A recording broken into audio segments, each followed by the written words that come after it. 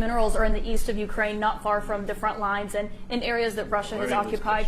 Will you direct President Putin to withdraw his forces from those areas if there's U.S. interest there? Well, we'll take a look at the time. We have a lot of area. It's a very big area we're talking about, so we'll take a look. I'll study that and I'll see. And who would protect those minerals if they are U.S. interests? Would that be Ukrainian forces, European forces? The agreement will protect them. U.S. forces? The agreement, yeah, we're signing an agreement. Right, but what if Russia tries to invade or there's Russian aggression in those spots? What would I just told you I don't think that's going to happen. And if that were going to happen, I wouldn't make a deal. If I thought that was going to happen, I wouldn't make a deal. Some people may wonder why. You know, they ought to focus on CNN on survival, not asking me these ridiculous questions. Why do you have confidence that Putin won't violate a deal? Focus on surviving, because CNN's got such low ratings. I don't think they're going to survive. People will ask why you have confidence Putin won't violate the deal. I already mentioned Poland. Poland was... President, overall, South Korea has done 5 times more tests than the U.S. per capita. Why is that? I don't think that's true. That is true. And you said this morning that the White House said the U.S. passes South Korea in virus testing. Who are you with? Yahoo News. And it's not true per capita. Do you want to respond to that? If you have the numbers. Sure, I have the numbers. So remember early on, we pushed test to the outbreak areas, just like he described. His primary outbreak was in Miami-Dade and Broward County and Palm Beach, so they pushed test into that region. We did the same thing in the United States. So if you look at every single state that had an outbreak, their testing is greater than anywhere in the world. They're in the 42 per thousand range. Your point is taken about individual areas, but overall, we've had 14 times more infections than South Korea.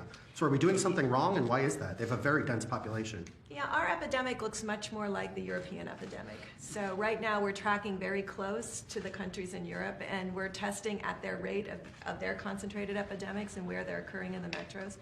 I think it really shows the susceptibility of our major cities in the same way they were susceptible in Europe. And so we've been very focused on that. That's not to say that we're not supporting the rural states. We're very much supporting the rural states and very much supporting their testing. There's no state right now in the United States that's tested really less than 1%, which is pretty remarkable when they don't really have significant cases. So to our Yahoo gentlemen, I just want to make it clear that South Korea's testing was 11 per 100,000, and we're at 17 per 100,000. Right. So are you going to apologize, Yahoo? That's why you're Yahoo, and nobody knows who the hell you are. Go ahead. Let's Based go, on the Jeff. numbers I've seen, that's why nobody knows who you are, including me. Go ahead. Mr. President, just check it again. You ought to get your facts right before you. Well, we have had 14 Okay, well, your facts are wrong. Thank you very much, and just for the record, we don't hate you. I don't hate you. Okay. Pass that along. But, Ask Jeff Zucker how he got his job. if I may follow up on some of the questions that have taken place so far here, sir. Well, not too many. We do have other people. You do have other people, and your ratings aren't as good as some of the other people that are waiting. Pretty good right now, actually. Okay. Go ahead, Jim. If I may ask, sir, you said earlier that that WikiLeaks was revealing information about the Hillary Clinton campaign during the election cycle. You welcomed that at one. I was okay with it. You said you loved WikiLeaks. At another campaign press conference, you called on the Russians to find the missing 30,000 emails. I'm wondering, sir, if you... Well, she was actually missing 33, and then that got extended with a whole pile after that. No, but I did say 30, but it was actually higher than that. If I may ask you, sir, it sounds as though you do not have much credibility here when it comes to leaking, if that is something that you encouraged during the campaign. Fair question. Ready? If I may ask you that. No, but let me do one at a time. Do you mind? Yes, sir. All right. So, in one case, you're talking about highly classified information. In the other case, you're talking about John Podesta saying bad things about the boss. I will say this. If John Podesta said that about me and he was working for me, I would have fired him so fast your head would have spun. He said terrible things about her. But it wasn't classified information. But in one case, you're talking about classified. Regardless, if you look at the RNC, we had a very strong, at my suggestion, and I give Reince great credit for this, at my suggestion, because I know something about this world, I said I want a very strong defensive mechanism. I don't want to be hacked. And we did that. And you have seen that they tried to hack us and they failed. The DNC did not do that. And if they did it, they could not have been hacked. But they were hacked and terrible things came in. And, you know, the only thing that I do think is unfair is some of the things were so, they were, when I heard some of those things, I picked up the papers the next morning and I said, oh, this is going to be front page. It wasn't even in the papers. Again, if I had that happen to me, it would be the biggest story in the history of publishing or the head of newspapers. I would have been the headline in every newspaper. I mean, think of it. They gave her the questions to a debate, and she should have reported herself. Why didn't Hillary Clinton announce that, I'm sorry, but I have been given the questions to a debate or a town hall, and I feel that it's inappropriate, and I want to turn in CNN for not doing a good job. And if I may follow up on that, just something that Jonathan Carl was asking you about. You said that the leaks are real, but the news is fake. I guess I don't understand. It seems that there's a disconnect there. If the information coming from those leaks is real, then how can the stories be No, fake? the reporting is fake. And if I may ask, I just want to ask Jim, you know what it is? Here's the thing. The public isn't, they read newspapers, they see television, they watch. They don't know if it's true or false because they're not involved. I'm involved. I've been involved with this stuff all my life, but I'm involved. So I know when you're telling the truth or when you're not. I just see many, many untruthful things. And I'll tell you what else I see. I see tone, the word tone. The tone is such hatred. I'm really not a bad person, by the way. No, but the tone is such, I do get good ratings, you have to admit that. The tone is such hatred. I watched this morning a couple of the network, and I have to say, Fox and Friends in the morning, they're very honorable people. They're very, not because they're good, because they hit me also when I do something wrong, but they have the most honest morning show. That's all I can say. It's the most honest. But the tone, Jim, if you look, the hatred, sometimes somebody gets, well, you look at your show that goes on at 10 o'clock in the evening. You just take a look at that show. That is a constant hit. The panel is almost always exclusive anti-Trump. The good news is he doesn't have good ratings, but the panel is almost exclusive anti-Trump. And the hatred and venom coming from his mouth, the hatred coming from other people on your network. Now, I will say this. I watch it. I see it. I'm amazed by it.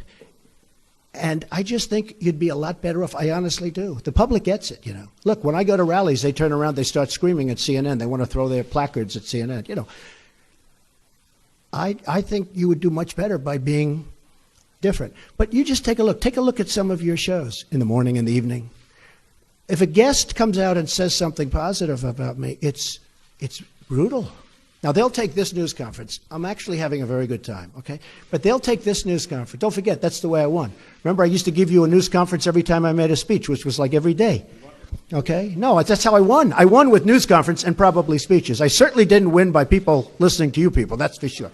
But I'm having a good time. Tomorrow they will say, Donald Trump rants and raves at the press. I'm not ranting and raving. I'm just telling you, you're dishonest people. But I'm not ranting and raving. I love this. I'm having a good time doing it. But tomorrow the headlines are going to be Donald Trump rants and raves. I'm not ranting and raving. Go ahead. I mean, just one more follow-up. Should I let him have a little bit more? What do you think, Peter? Peter, should I let him have a little bit more? Sit down. Sit down. We'll get it. Just because of the attack of fake news and attacking our network, I just want to ask you, sir. I'm changing it from fake news, though. Doesn't that undermine? Very fake news. I know, but aren't you? Go ahead. Real news, Mr. President. Real news. And you're not related to our new. I am not related, sir. No. I do like the sound of Secretary Acosta, I must say. I looked at that name. I said, wait a minute. Is there any relation there? Alex Acosta. I'm sure you checked that out, sir. No, I checked it. They said, no, sir. I said, do me a favor. Go back and check the family tree. Okay. But aren't you concerned, sir, that you are undermining the people's faith in the First Amendment, freedom of the press in this country, when you call stories you don't like fake news? Why not just say it's a story I don't like? I do that. When you call it fake news, you're undermining confidence in our news media. Here's the thing. Isn't that important? I understand what you, and you're right about that, except this. See, I know when I should get good and when I should get bad. And sometimes I'll say, wow, that's going to be a great story, and I'll get killed. I know what's good and bad. I'd be a pretty good reporter, not as good as you. But I know what's good. I know what's bad. And when they change it and make it really bad, something that should be positive, sometimes something that should be very positive, they'll make okay. They'll even make it negative. So I understand it. So because I'm there, I know what was said, I know who's saying it, I'm there. So it's very important to me. Look, I want to see an honest press. When I started off today by saying that it's so important to the public to get an honest press. The public doesn't believe you people anymore. Now, maybe I had something to do with that. I don't know. But they don't believe you. If you were straight and really told it like it is, as Howard Cosell used to say, right? Of course, he had some questions also. But if you were straight, I would be your biggest booster. I would be your biggest fan in the world, including bad stories about me. But if you go, as an example, you're CNN, I mean, it's story after story after story is bad. I won. I won. And the other thing, chaos. There's zero chaos. We are running, this is a fine-tuned machine. And Reince happens to be doing a good job, but half of his job is putting out lies by the press. You know, I said to him yesterday, this whole Russia scam that you guys are building so that you don't talk about the real subject, which is illegal leaks. But I watched him yesterday working so hard to try and get that story proper. And I'm saying, here's my chief of staff, a really good guy, did a phenomenal job at RNC. I mean, he won the election, right? Won the presidency. We got some senators. We got some all over the country. You take a look. He's done a great job. And I said to myself, and I said to somebody that was in there, I said, you take a look at Reince. He's working so hard just putting out fires that are fake fires. I mean, they're fake. They're not true. And isn't that a shame? Because he'd rather be working on health care. He'd rather be working on tax reform, Jim. I mean that. I would be your biggest fan in the world if you treated me right. Now, I sort of understand there's a certain bias, maybe by Jeff or somebody, for whatever reason. And I understand that. But you've got to be at least a little bit fair. And that's why the public sees it. They see it. They see it's not fair. You take a look at some of your shows, and you see the bias and the hatred. And the public is smart. They understand it.